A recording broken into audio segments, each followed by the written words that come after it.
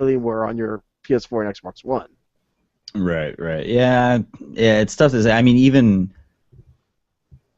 I don't think that it was terribly impressive visually, and The that lighting that was the the lighting was lighting was really nice. nice. Yeah. I think when I start thinking like, ooh, but that, and then I'm going to be playing it on probably an Xbox One, I'm thinking, it's probably not going to look that terribly great. And if the resolution thing is an issue, I think that game can start looking a little uglier in lower resolutions. Because I mean, there's a lot of like draw distance stuff. Like you're looking off into the far, far, far away Oh to yeah, that's true. find. Yeah. So you start getting into these lower resolutions, that can become a really ugly situation. Even though my eye can't tell the difference between these things, I think Right, I no, could. of course not. You know? And I understand you want your game to look the best, Yeah. but it's kind of deceptive when you're running it on the PC, especially when you're side by side with first party stuff that's running on the actual consoles. I mean, Right. Right. Sunset Overdrive was running at 900p there, and Forza Horizon 2 was at 1080. They still look great. They look Yeah. great both games, but I mean they're console, and you know that's running on the actual hardware, and you know that when you go and buy Forza Horizon 2, that's what it's going That's to what look you're like. getting. Exactly. Yeah. Well, the And difference is that Evolve may actually look like that on PCs when it comes out. Oh yeah, yeah, no, yeah, it that will. is the PC version. I mean, but if you have a nice high-end i7 with a really good NVIDIA graphics card, yeah, Right. Yeah. They're not Ubisoft.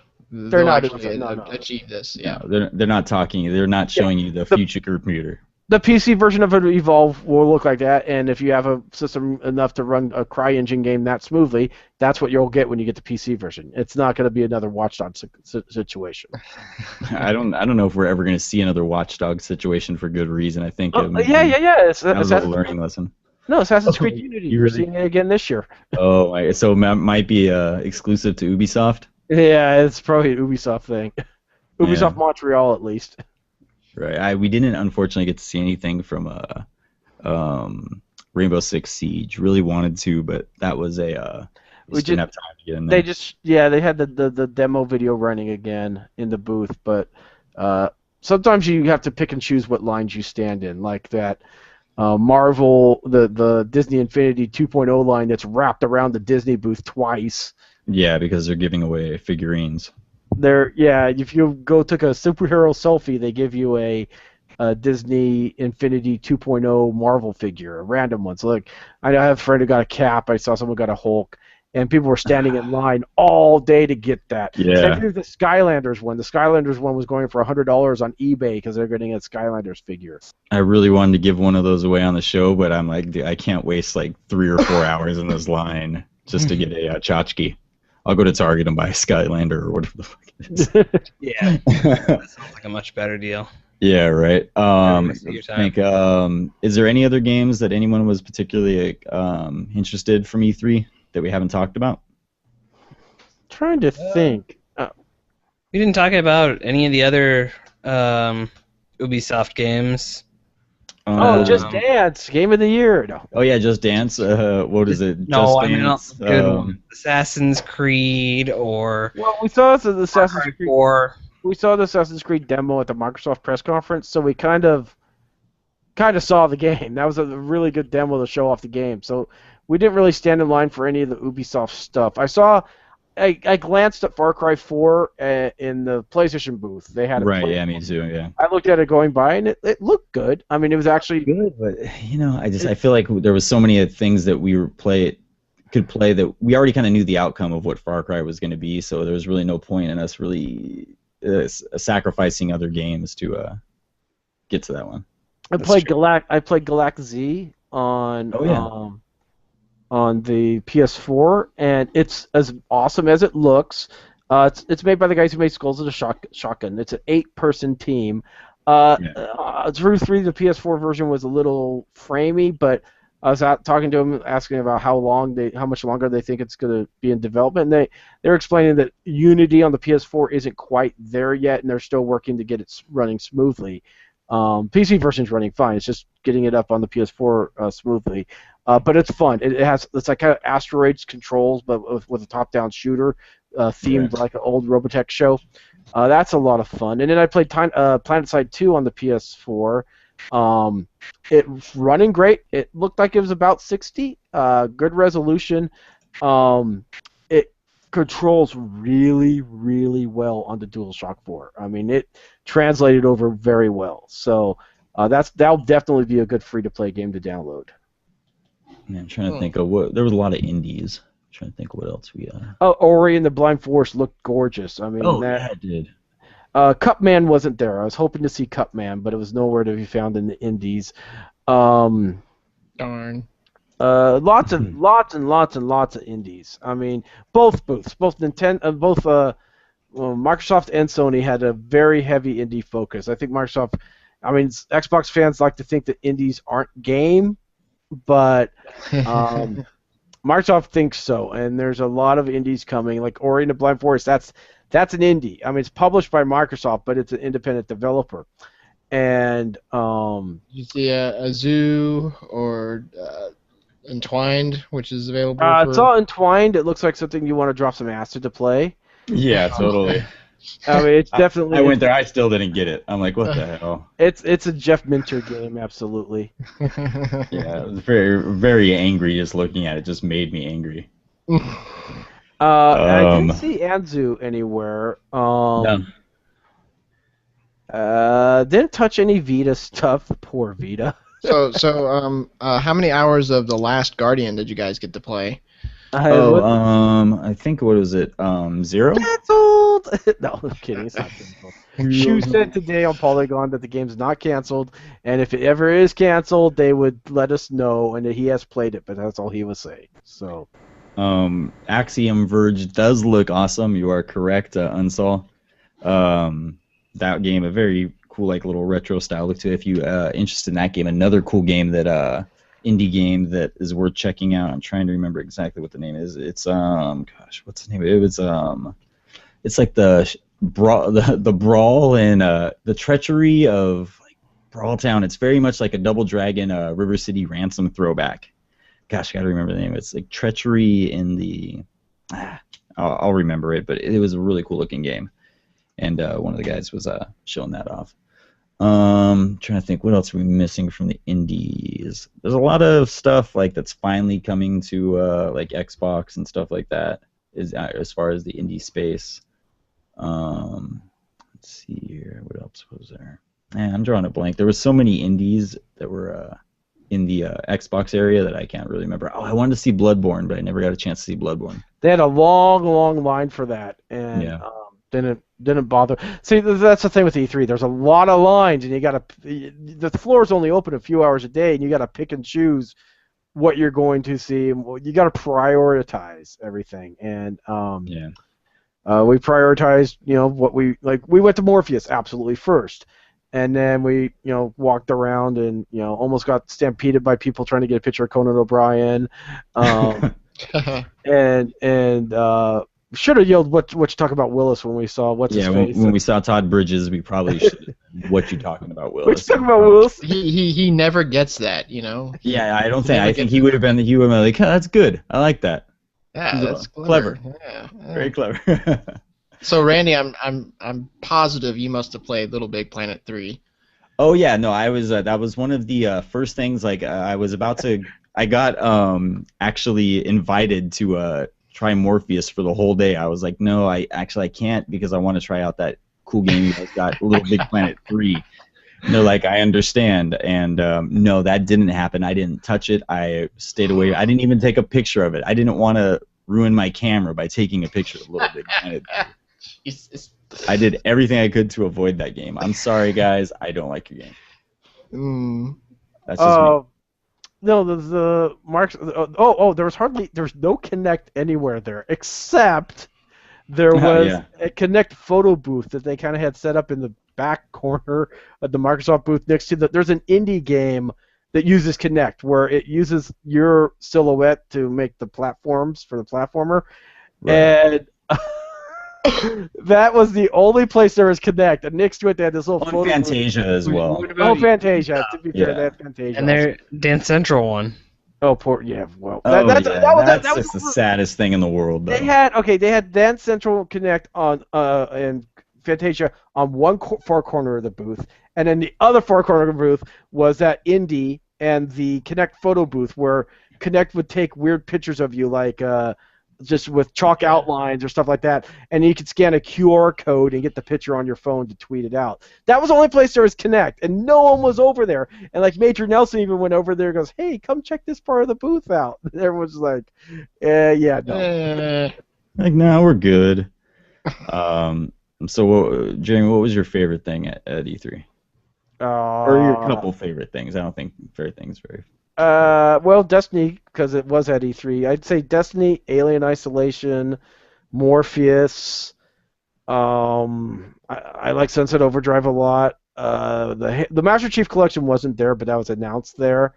And all of Nintendo, I was real happy, very, very happy with. Nintendo had a really strong show. They did great. I think they really helped themselves at this E3. Yeah. Definitely. I would say Morpheus, Sunset Overdrive was a big one for me. Obviously, I mean, Hotline Miami 2 I like, but I don't think it was really like a show killer or anything like that.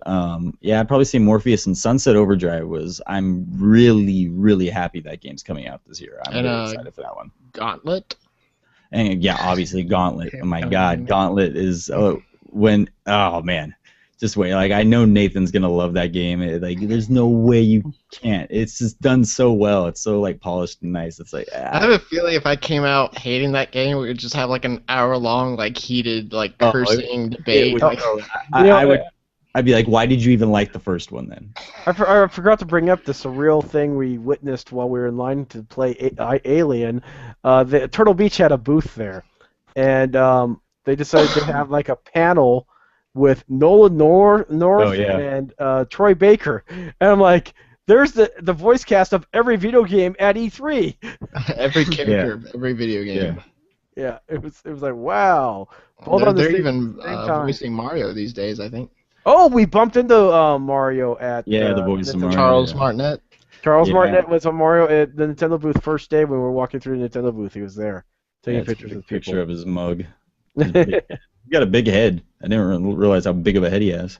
I wonder if that has anything to do with like how he's able to produce that. Are you talking about his actual head? Yeah, his actual head is very large. Oh, okay. Very large head. That's where they modeled the big Mario head from. Yeah, it was actually modeled after him. I'm trying to think if there's any other. Well, that is how he got his start, though, right? He was actually doing the voice for that big Mario head in the, like, sort of a mock-up of what ended up being the beginning of Mario 64. Right. Yeah. It's a me. It's a me. I got a big head. So, what do you guys think? Who took home the imaginary E3 crown?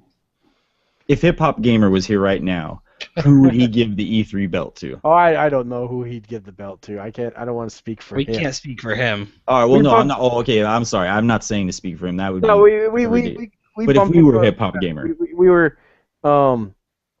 We bumped into him a few times at the Microsoft press conference. Yeah, we keep finding him like so many times. And then we bumped into him on the way in, and then we saw him at the Ubisoft booth on the last day.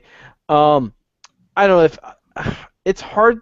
I think Microsoft had a great press conference and everything, but I think overall across the show, I mean, I think Nintendo pretty much won E3 just because the way they handled it, the way they revealed stuff throughout the show, they kept it exciting. They kept you wondering what's coming up next on that Treehouse stage. What's the new game they're going to bring out? Because that's where they had Star Fox. That's where they had intelligent systems. And I mean, Itagaki. I mean, whoever thought Itagaki would have an exclusive Nintendo game? Right. I agree with that. Really? But, I think Nintendo won the way that they just did their PR this year. They had something interesting every single day. Yeah. Yeah, no, I agree that Nintendo had an amazing show. Xbox really did have really good titles, but honestly, I think Sony had just like a breadth of stuff. Like there was a shit ton of indies. There was a whole setup for PS Vita. There was tons of Vita stuff. Morpheus was big. I mean, they're introducing a new system. They had PlayStation TV. They just had such a variety of stuff that was compelling, and even PlayStation 3 stuff. I mean, as far as what system you'd be happy. It seems like there's a lot of stuff. Maybe not as many exclusives coming out this year, but there's a lot of things to look forward to in the coming years from Sony.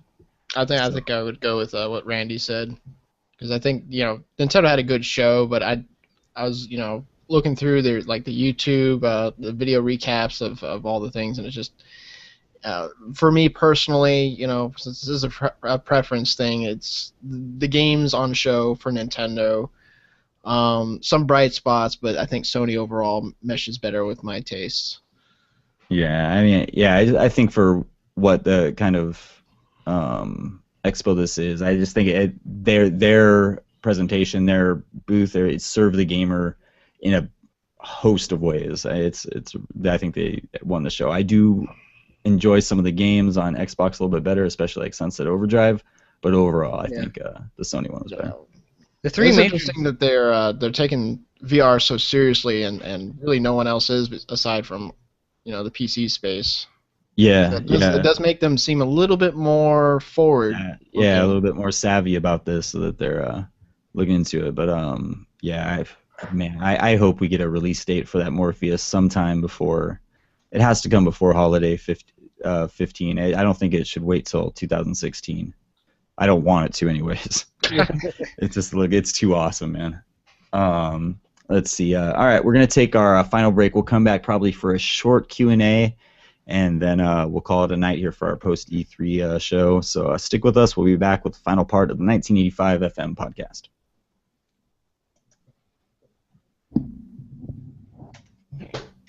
All right, so we're going into the final part of the show. If you have a question, I encourage you to ask it right now. We're putting together a list of questions. We're going to be giving away a couple little swag items here. We have if you have a PlayStation 4, we're giving away some thumbstick items. And then I have some other crap in here. We'll probably give away a couple other things. So, ask a question. We'll put it together in the list. We'll answer about, I'm going to say probably 3 at the most. And that's about that. So we'll be back in just a second. All right. I think I'll call it a night. Let you guys have at it. All right then, sir. Thank you for sticking with us, hanging out. Yeah, it was fun. Yeah, for sure, man. So where are we with the articles right now? So I have a little bit of a start on the retro article, so I'm going to be delving into that more tomorrow, and getting that done probably. And as soon as, like I said, we get a few screenshots for Brandon's review, we'll have that ready to go. Cool. Yeah, I'll have that up sometime tomorrow. Hopefully by the weekend, Lawrence will have his half of the Versus article, so we'll have that up this week as well. So all right, we got a few things in the works there. Should I post that review sometime this weekend, or even today? I guess it's Friday now. Or wait until Monday.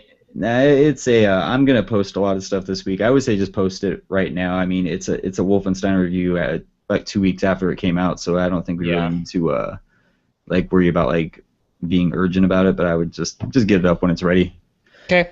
I want to get rid of the cache of old content that we have on there. I want to get reviews up there that are more current, more relevant. Yeah. Yeah. So that's about that. Yeah. Gotcha. Awesome, man. All right, Nathan. All right. Thanks, man. No problem. See you later. All right. Let's see what other questions we got here. I got nothing yet. Oh, that's not really. How do you guys think Morpheus would fare for people with motion sickness problems? We already went over that. What were the graphics like in Morpheus? We also did you guys get any time with The Witcher, or was it just running a demo like a lot of the other game booths? I think it was just running a. I don't think there was any hands-ons that we saw. What's his face? Jeremy's looking at something. I'm not sure. All right, so I'll put that into the question thing. Not very good questions this week so far. All right.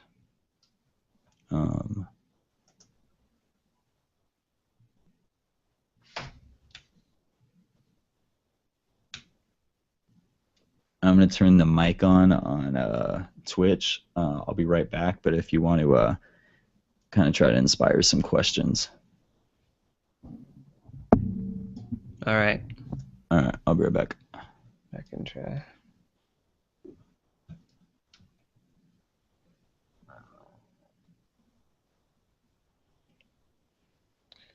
So anybody else that might be watching, what games are you looking at? What do you think? Which system? I'm good at this, clearly. If you have any questions, post them. We'll be Yep. picking questions and answering the questions in a few minutes, and someone will win some those cool swag. I mean, Yeah. those PlanetSide controller analog stick covers are pretty awesome. I mean, it's a hard, it gives you like a hard rubber covering as opposed to that squishy one that's currently on the DualShock 4. Everybody needs one of those, and you could get some for free.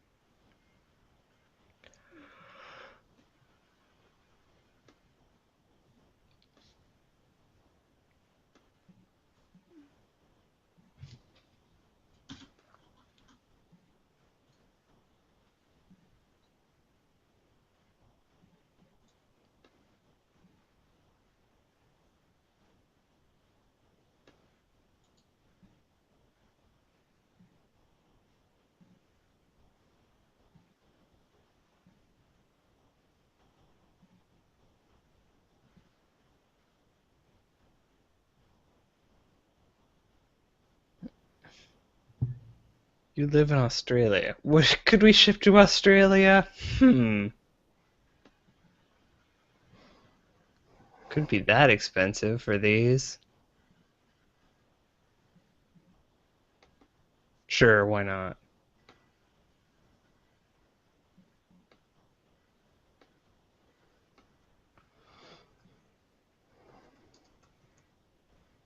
Ooh, Dragon Age.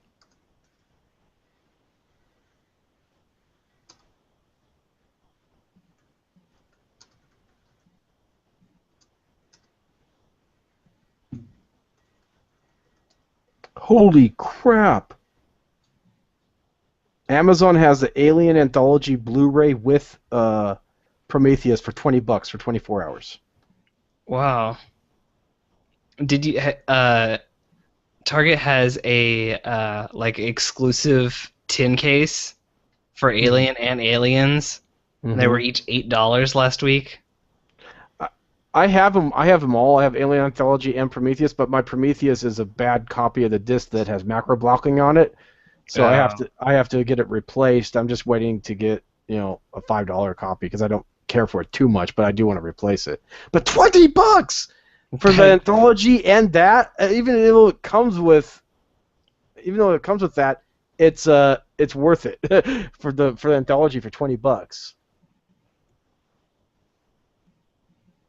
How much did you guys play of Drive Club? Randy played like a one race with remote play. Yeah. Oh, so you didn't play it at all? I sat next to him while he played it.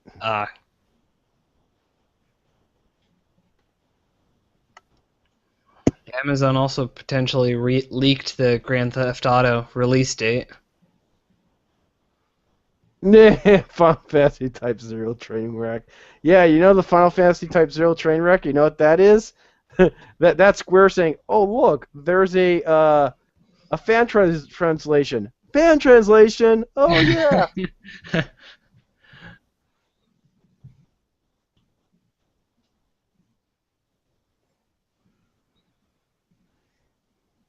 You gotta ask questions and make sure you follow us if you want to get swag.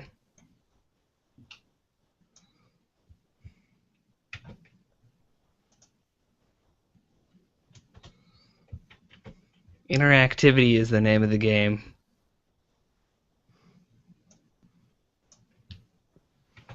It's a very easy game to play, by the way.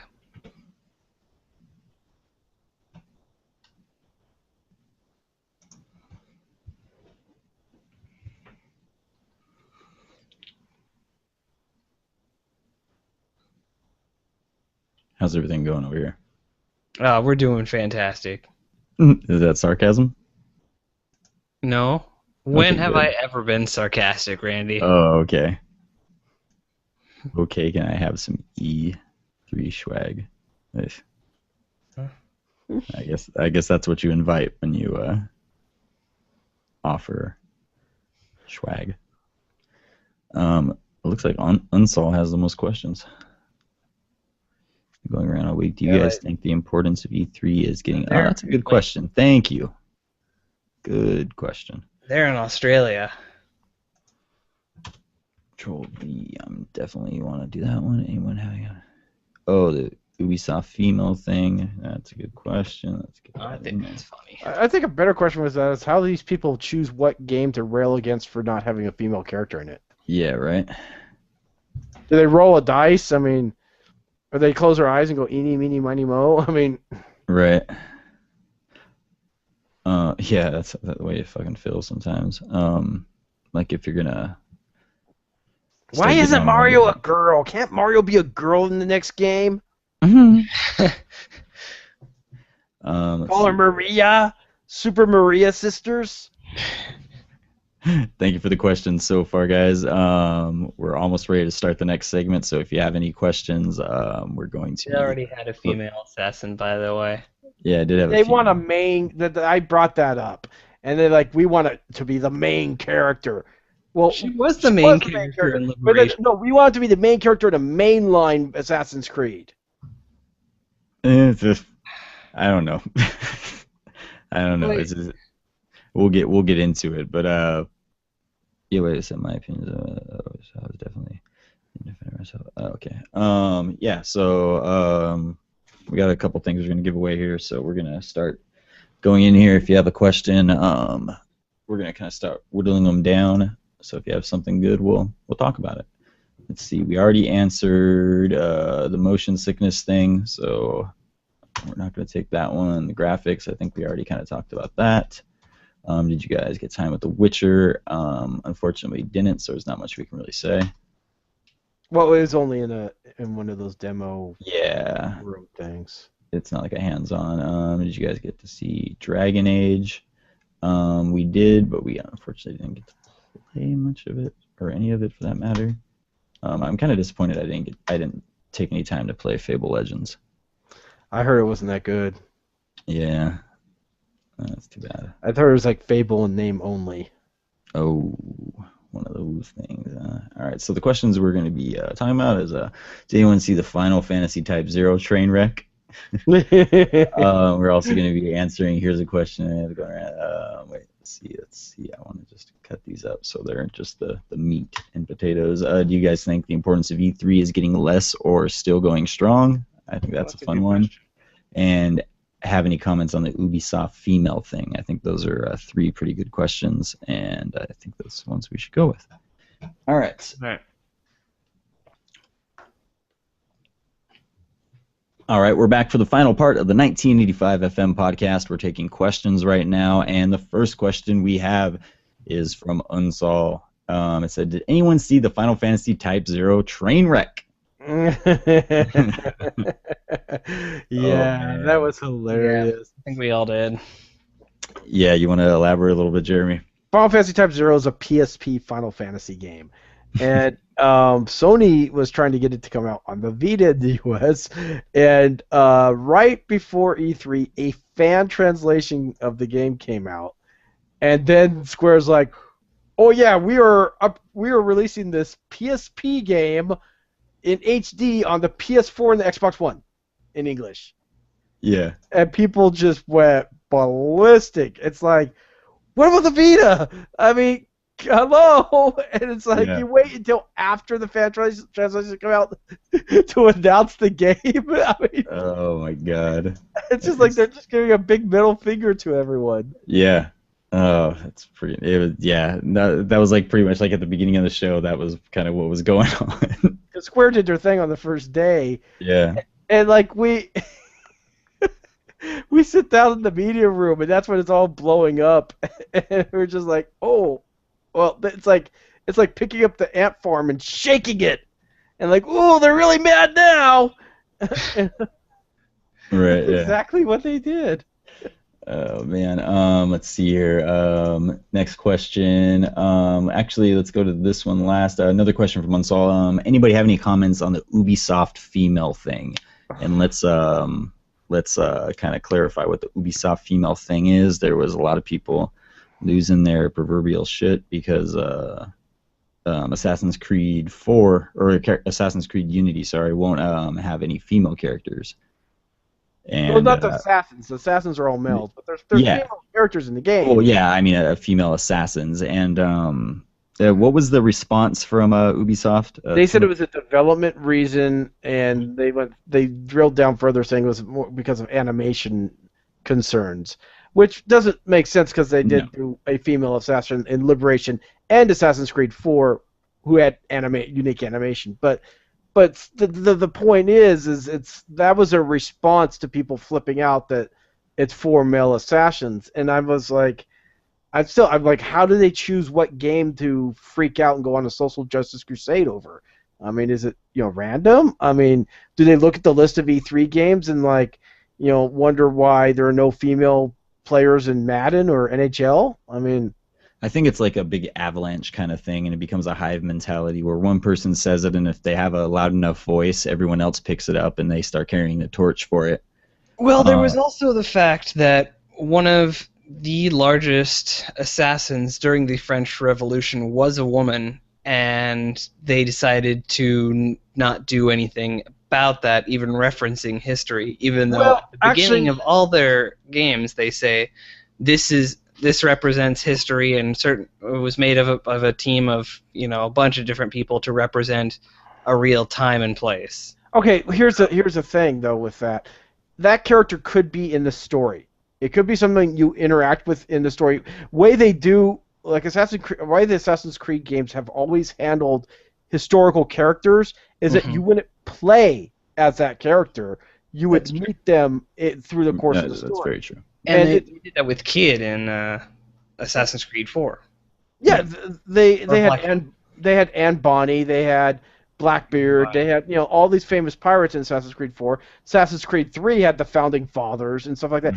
They're characters you interact with, and that female assassin could very well be in the game, but they're not going to come out and spoil it for people and say because there's a kind of a twist in Assassin's Creed 4 where one of the famous pirates isn't who they seem to be at first, and saying, "Oh yeah, by the way, this person's in the game," would spoil it for someone. And it's like people want. It's like the recent Star Wars thing where people flipped out when there was only Daisy Ridley and Carrie Fisher being announced in the cast when they were working on those other 2 cast members. They just couldn't announce it right then because of contract issues, and people flipped out and blew up. And then a couple weeks later, they're like, "Oh yeah, they were cast too," and people are like, "Oh, okay." Yeah, I mean, it's like I understand the plight. I agree that characters are generally mostly male in video games, and I don't believe the argument that it's mainly a male media. I don't believe that at all. But I think if you don't like the fact that a female is not in the game that you're particularly interested in, then if it bothers you that much, don't play the game. I mean, eventually. And they tend to ignore. Look at big games. I mean, Mirror's Edge is a pretty highly anticipated game. Tomb Raider. I mean, there's a lot of big female characters in games now, and it's just like they want everything. They want it to be every game like that. I think it's just kind of like I definitely think there is room to grow, but I think the arguments are very. The things that we're picking fights at are very shallow. I think there's definitely a different way this needs to go rather than just having a bunch of females in every game and then all of a sudden it's that the situation's fixed. It's nothing like that, and I think people are just kind of having these shallow looks at Assassin's Creed doesn't have enough girls in it. No, it's a different kind of situation. That it's not just about representation; it's about good representation. And I think that should be the concern. It's not about pandering. It's not putting the token white girl in it or whatever. It's like, come on, just enjoy the games for what they are, and I mean support the games that have the type of characters you want to see. And it's like I said, Faith in Mirror's Edge. That's a really big character with the female main character. And I saw someone lashing out on Remember Me, and they never actually played it because they said, well, look at Capcom Remember Me. There was no woman in that, and the main character was a female. It's like Right, some of these yeah. people don't even play the games, and they just like start listing off these games that are sexist, and they don't even play them. And it's like I saw there was a The Last of Us one. there was a film blog who was going off on Last of Us, and he said, the game's about an old guy with a young girl, and if you guess who you play as, if you said the young girl, then you've never played a video game in your life. And I'm like, no, you play as her for a good portion of the game. Yeah. Yeah, and I think it's a lot of people who maybe necessarily don't necessarily understand the medium. Again, like I'm not saying that it's an equal playing field. That isn't considering the people who are entertained by the medium, but I don't think this is the battle here. There is. I mean, there are issues with sexism in gaming, but this is not one that needs to be talked about. This is not the issue here. When's the petition to make Mario a girl going to come out? Isn't that why Daisy were not? Oh no, those are stereotypes. You don't want to have them be the princess. You want change Mario's name to Maria and have her still be in the overalls and red hat. King Nightmare says, spoilers, man, I haven't played The Last of Us yet. So he doesn't know that there's actually a girl you play in that game. But yeah, so I mean, it's such like a fucking dangerous thing to even talking about this shit. But yeah, I think some people fucking took some community college classes and all of a sudden think they're social justice fucking people. Oh, you mean Gawker?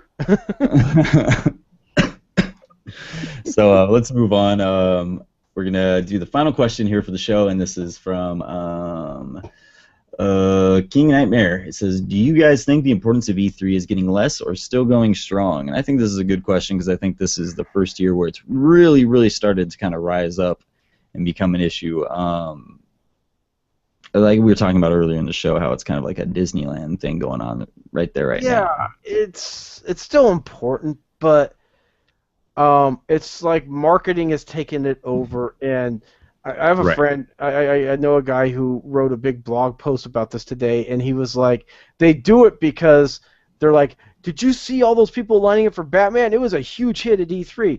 No, they're lining up for Batman because that's the only way they can see your little controlled demo of Batman. It's not because it was a huge hit, it's because you forced them to do it. Yeah, and I think that's like the big thing is that I think the big difference with E3 from what I can tell is now that the message is so controlled. It's not really getting on hand with the games. It's getting on board with the message. Like they're controlling everything. Years ago, you'd go to E3, and it would kind of be like the Sony booth. Sony, Microsoft, and Nintendo weren't much like this. They had kiosks everywhere where you could actually go and play the games. I mean, Sony had some little cubby holes, like the Bloodborne, and they had little cubby holes dedicated to games. They still had them playable, and their Bloodborne wasn't playable, but that was like the only thing at Sony's booth where it was like you had to go stand in line and sit down and watch something. Even the order, you stood in line, go down, but you got to play the game. But you go over to the third parties. You go to 2K wasn't that bad. They did have Borderlands and Evolve playable, but you go to EA. Ubisoft was bad. Well, Ubisoft, EA for Dragon Age and Battlefield, and then all of Warner Brothers, all of Activision. Instead of having booths with kiosks set up to play the games, you stand in this line, go inside, sit down, someone demos the game for you, and you walk out. You get a little piece of swag, and you walk out. Then you go and get another line. That's E3 used to be about going and playing games. Now it's sitting down, watching a presentation after you stood in line for a half hour. And it needs to change because people are annoyed at that. I mean, you're not seeing anything. You're spending most of the time standing in line just so marketing to say, could you see that line? Our game was a huge hit. Right, yeah, and I mean, it's like, especially in the case where you're doing these controlled demos, it's almost like they're trying to avoid people who are covering it having an actual voice in it. They're trying to very much control what they're going to take from the demo. And I agree. I think marketing has too much of a stranglehold on what actually gets done there. Unless you're getting behind the scenes, and getting hands-on stuff with everything. Even so, you've probably earned a reputation to where you say the right things to even have that kind of access. Exactly. You don't rock the boat. You toe the company line, and you stay on message. Exactly. Yeah. Yep.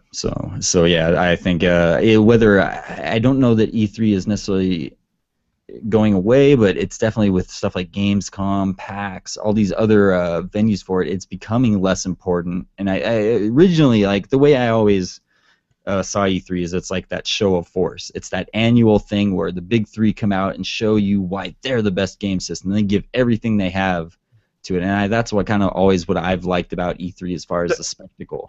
Yeah, the big three. It's like the sheriff in Blazing Saddles. He gets up and says, "Pardon me while I whip this out."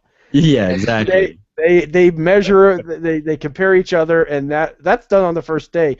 And then you get to go to the marketing dungeon where you're at the will of their marketing teams to show off their scripted demo to you and say, yes, this is really what Aliens Colonial Marines will look like when you play it this year. Really, really, really. Yeah, so I don't know if it's necessarily. It might actually this might just be that event, but I think if it continues to go like this, it's going to be handled a lot differently. I don't think we're going to see those big big spectacle as much anymore. I think it's just going to be mainly like a marketing kind of handled show, but I think that's unfortunate. But I think maybe games like places like PAX and Gamescom might actually be where a lot of this stuff. Not just there, PAX, Gamescom, even like Comic-Con. Comic-Con's already starting. A lot of gaming stuff there, like Nintendo, Sony always has booths there with the stuff playable.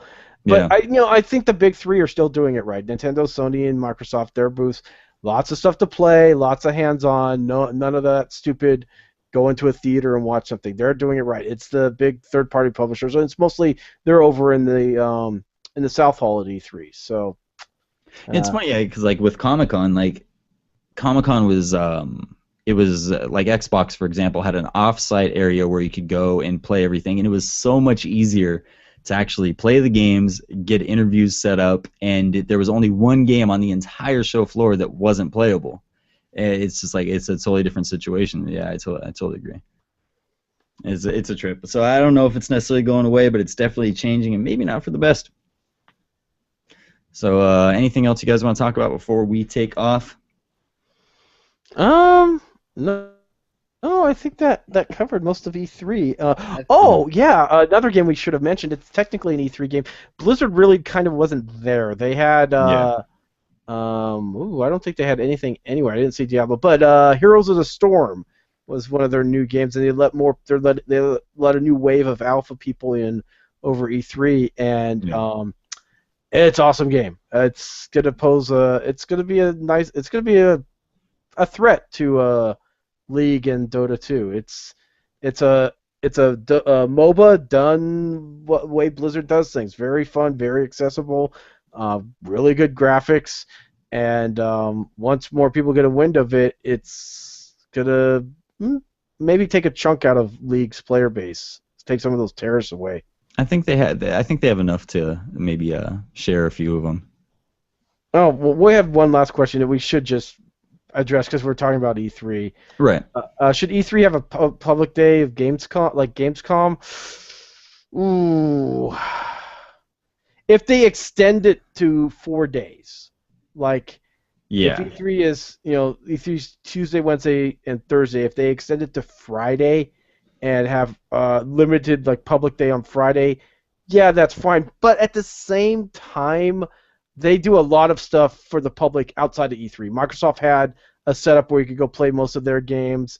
I think Sony was trying to do something. NVIDIA has a gaming expo across the street. So they are trying to get the games out there for people to play outside of E3. So it's not like Gamescom where you have to go somewhere. Like Nintendo put Smash Brothers in a bunch of Best Buys. I think they're handling that well. Because, trust me, you don't want to go.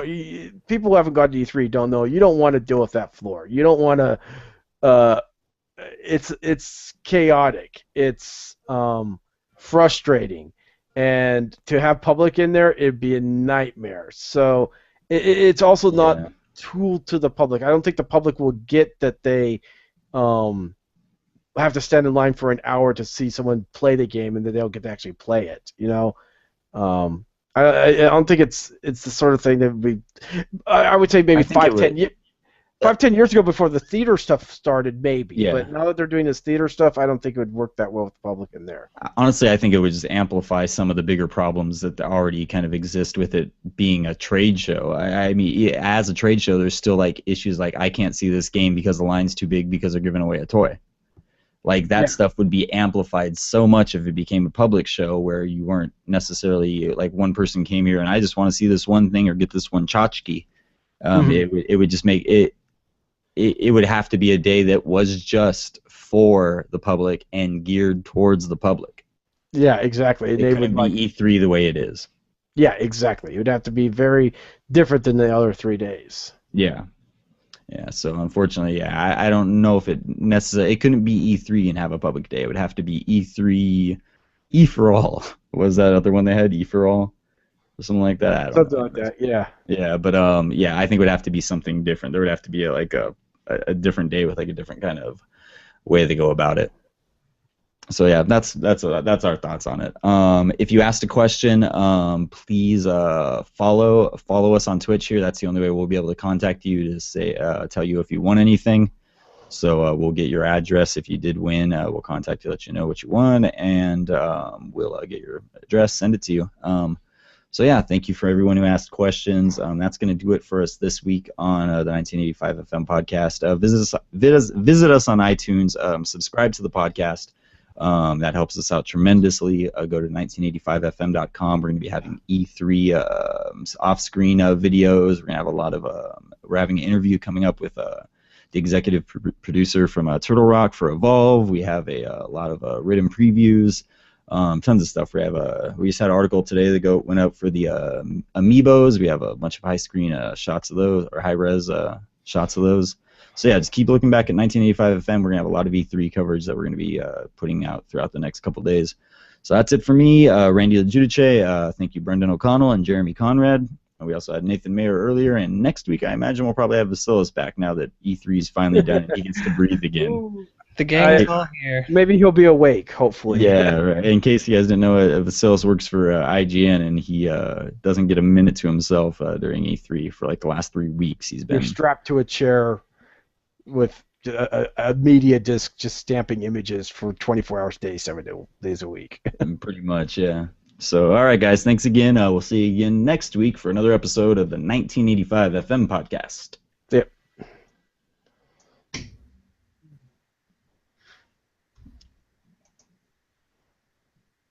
Oh, he left.